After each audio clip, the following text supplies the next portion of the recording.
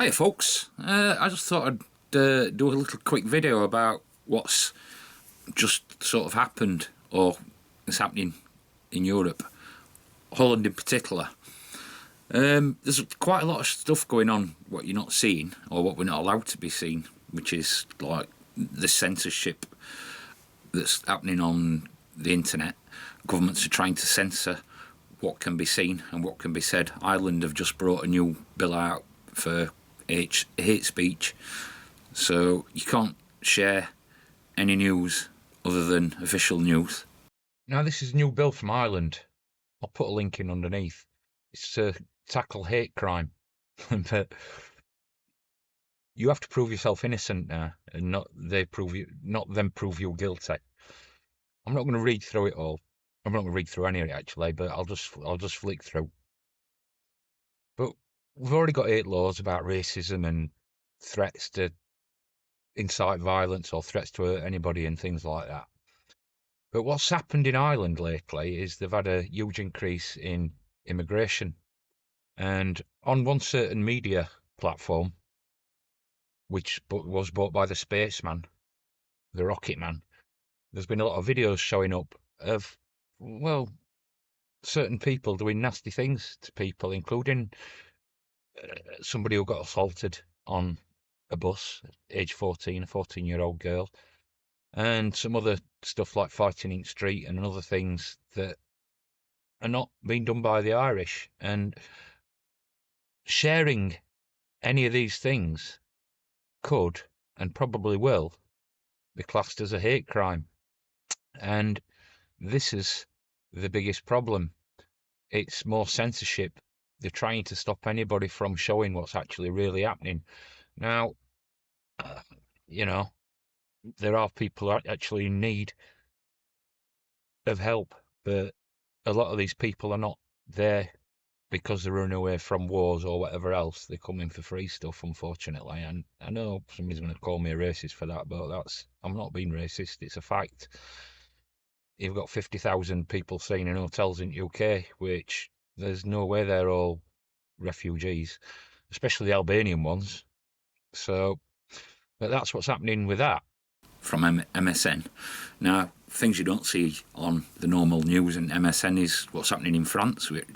They've been rioting for months, basically, but you don't often see very much about that, if anything. And the Dutch farmers have been screwed again. Now, I don't know if you knew, Holland had a recent election and brought a new government in that were trying to stop the 3,000 farms from being closed down. Now, 3,000 farms, that's a lot of farms. Now, you've got to imagine the people who are now moving into Europe. We've got a lot of immigration happening, be it whatever, from asylum seekers or illegal migrants and legal migrants crossing into Europe. Literally millions, right? Now, Holland is like the breadbasket of Europe. It produces more food than any country and exports it as all over Europe. But they're going to close 3,000 farms. Now, they had the vote and they said, well, no, we don't want to do that. We've got a new party. But the EU, which fortunately the UK is not in anymore, some of you might disagree with me on that, but the point I'm trying to make is the EU have ordered them to close 3,000 farms. They haven't got a choice. The farmers are being bought out. They're offering, big companies are offering 120% of the value, so they're getting 20% over the value, but they are forbidden from buying another farm anywhere in the EU and farming. Now, don't you think that's strange, considering the millions of people who are entering Europe as well? I mean, it's like the renewable electricity scam. You're paying loads and loads and loads to have windmills built in places where it's not windy or they're not always working or whatever. It's a great idea, but there's not enough. In fact, Germany has just built a new coal plant, funnily enough, but they can do it. It's all right when they do it. Now, again, they've no idea what they're doing. or they've got a very. I might be wearing a tin hat soon. You know what I mean? Get myself a tin foil hat, because I've just seen a thing on. I'll try and clip it in. All of businesses in the agri-food sector should be stimulated and able to create, which will connect all other food innovation, skate the partnerships we need, solutions. And here I'd like to highlight a World Economic Forum initiative in this regard, the World Economic Forum Food Innovation Hubs. And these hubs in Africa, in Asia, in South America, and in Europe will allow businesses to connect regional stakeholders to skill innovations, because this is key. Skill innovations that can address food systems challenges.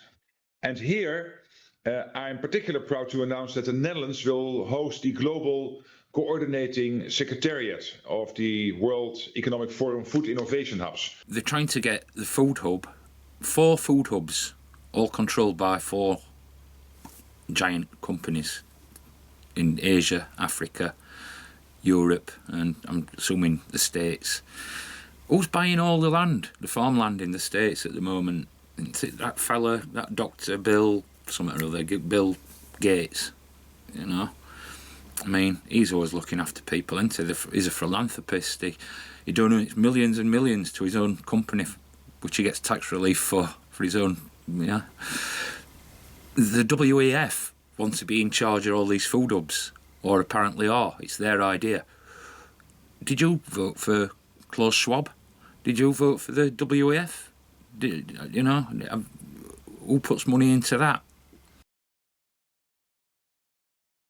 I'm going to leave that there before my tin hat overeats, because there's more stuff coming on. There's the World Health Organisation taking control of all the health. I'm going to do another video about that in a bit. I'll put it up. Tell me what you think. Anyway, it's nice to be nice. Give us a thumbs up or a thumbs down, and see how we go, eh?